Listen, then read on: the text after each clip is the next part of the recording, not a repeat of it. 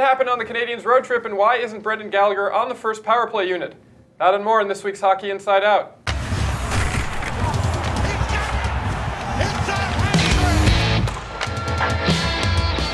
Welcome to this week's show. My name is Adam Sesser. Look who we have here. We got Stu Cowan. He's back from his vacation. Enjoyed your vacation, Stu? It's work. Did you say so? Jessica Rusnak from CBC Daybreak and Mr. Chris Nilan. Last week, the Canadiens went 0 for 3 on a road trip that some players, notably Jonathan Drouin and Niemi, apparently confused for a vacation.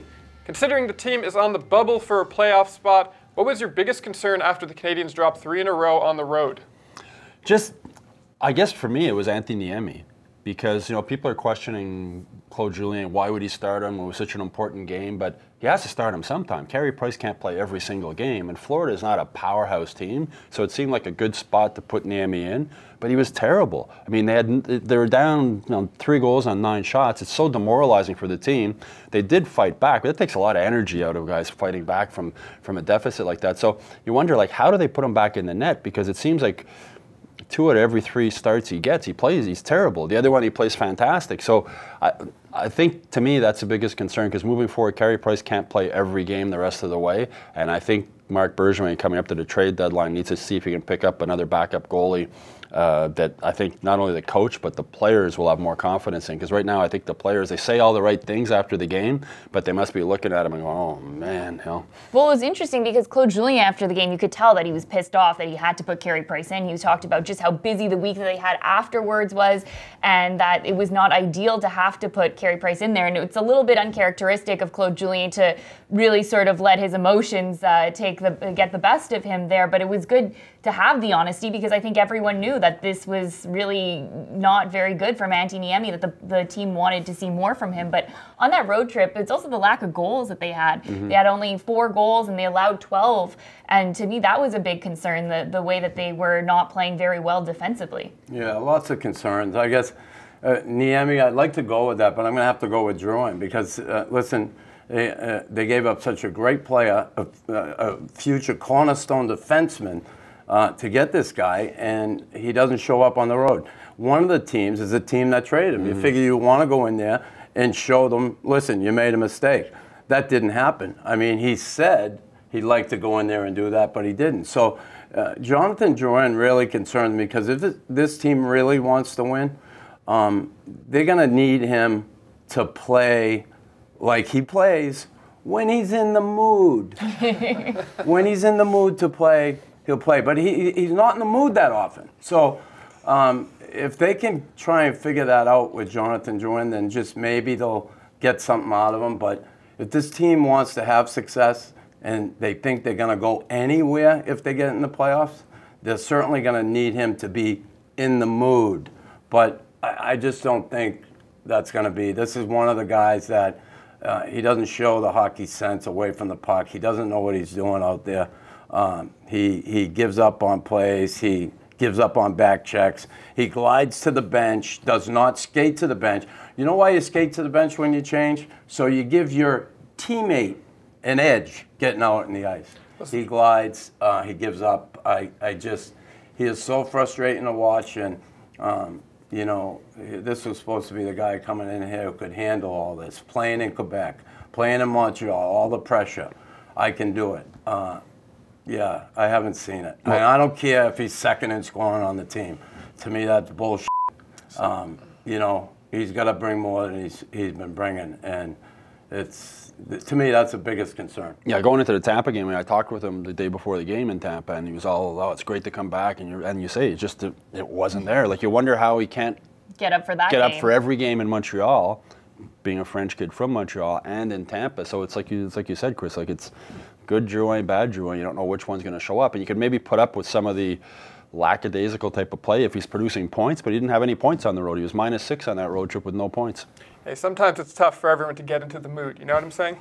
The Canadiens bounced back from a 0-3-1 stretch with a gritty win over Columbus on Tuesday. How important was that win for the team? Huge win, because, listen, I said it before, they had to be better at home. They had a pretty good road record, really good road record. And then this last trip didn't help it. But they struggle at home certain times, and this is a big win for them, character win. Again, this is a team that we've seen all year with their ability to bounce back, never give up, never say die attitude. And last night, they get up 2-0. But the thing that I always talk about is the power play. Power play could have helped them in a big way last night. 2-1, could have made it 3-1. That's a whole different game. And it's they're playing tight to the end. The game gets tied. They stuck with it. They played hard. They got good, timely goaltending from Carey Price. And they bounced back, and they got a huge goal from Tatar and a great pass from a guy that normally doesn't do that. And he made an incredible play, Jordy Ben, and Tatar to win that hockey game last night. Tatar could have had 3 or 4 goals. He had that end-to-end rush. He really, talking with Claude Julien after the morning skate, and I said, is this the most pressure-packed game of the year? And he went, no. It was. After the game, Max Domi said that. He said, we knew how big it was. You guys in the media knew how big it was. The fans knew how big it was. Everybody knew how big it was. And it just sort of put out the fire, right? This is the first slump long slump they've gone through. People were starting to get on them. The media were getting on them. This isn't the team that, they're not going to make the playoffs. And they stopped it.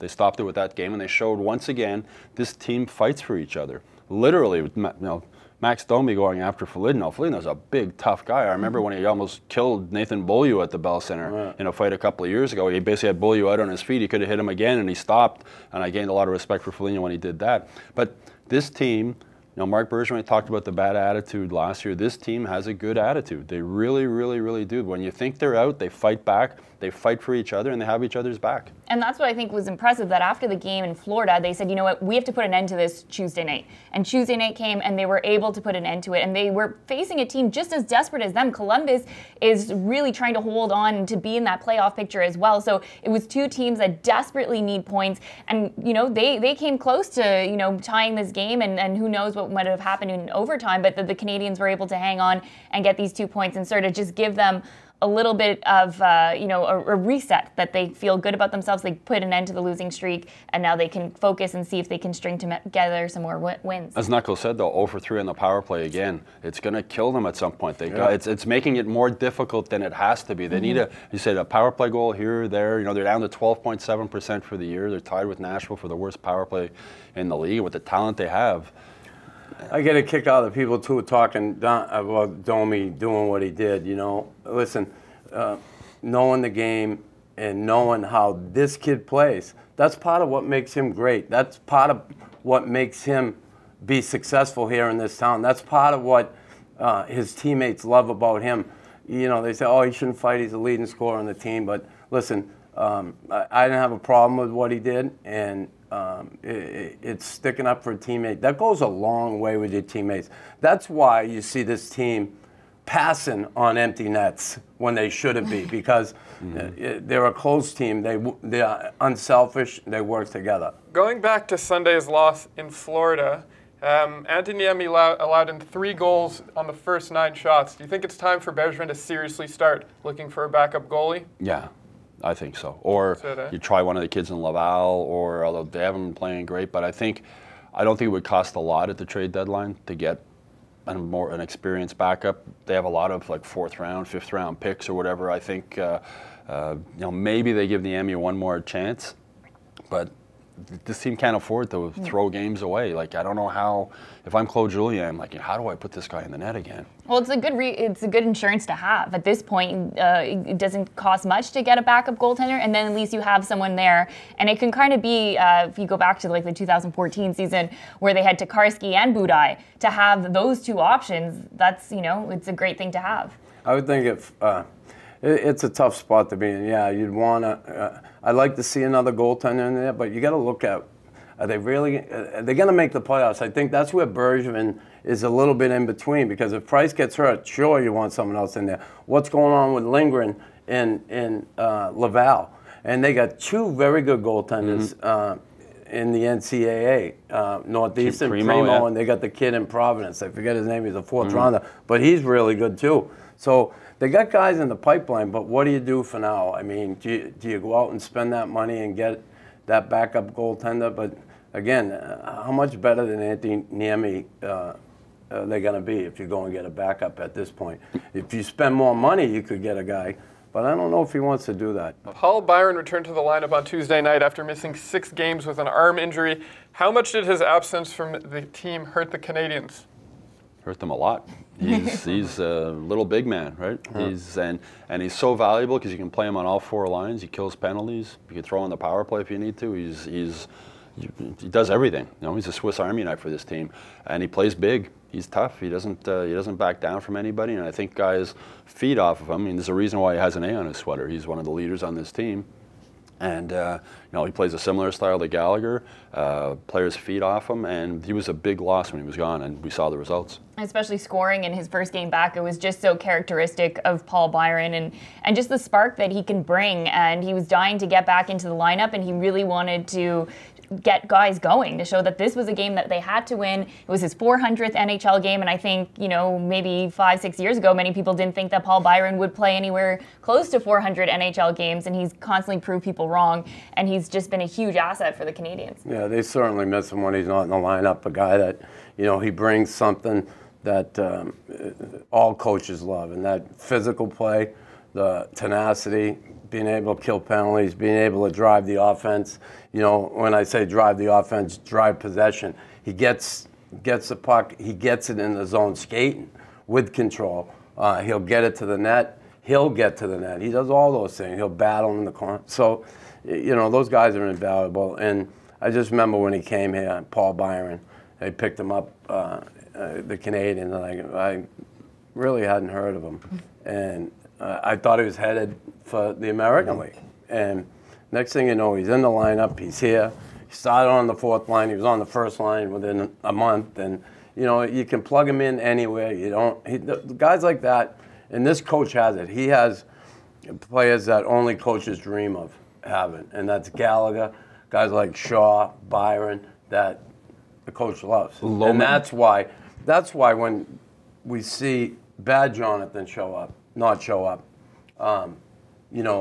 he sticks out like a sore thumb even worse than he does if he was with a bunch of other Jonathan. Yeah, well, you're saying Byron and these other guys are low-maintenance players for a coach. And Byron's another example of why I think this team has the character it has this year. He wants to play for the Montreal Canadiens. He loves playing for the Montreal Canadiens. He loves everything about it. They've got a lot of guys here who really, like this guy over here, love the Montreal Canadiens and do anything to even look at Nate Thompson. He had a limited no-trade clause, and that he said, I'm going to waive it. I want to go to Montreal. That's somewhere that I think would be a great experience to see. So, it's starting to rub off to be able to get players who really want to come here and play for the Canadiens. And he had a fantastic game against Columbus. Nate Thompson filling in for Philippe Deneau, two-way player, big 10-5 in the face-off circle, won a huge face-off at the end of the game after Columbus had pulled the goalie.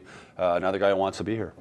Given the fact that the Canadiens still have not been able to figure out the power play, why do you think they haven't plugged, or Coach Julien hasn't plugged in Brendan Gallagher, who's the team's leading scorer in the first power play unit? That's a good one. I don't know. I mean, Joel Armia has never scored a power play goal in his life, ever, in 200 and something NHL games. Julien loves him out there. I understand he's a big body, and they want to win puck battles, but he's lost a couple of puck battles on the power play, some big ones, and he doesn't seem to be willing to stand in front of the net like a Brian Boyle does in Nashville. Watching when the Habs are in Nashville, Brian Boyle stands with his butt right here and doesn't move. He doesn't care who's PK Subban, whoever's winding up on the point, he doesn't move. And Gallagher's not big, but he would do that. Yeah. And Gallagher's fearless, so I don't know.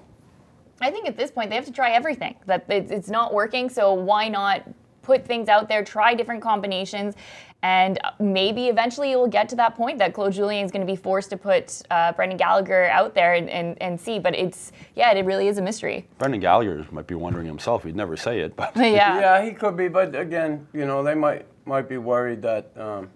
They don't want him to break his hand from a Shea Weber slap shot, right? You never know.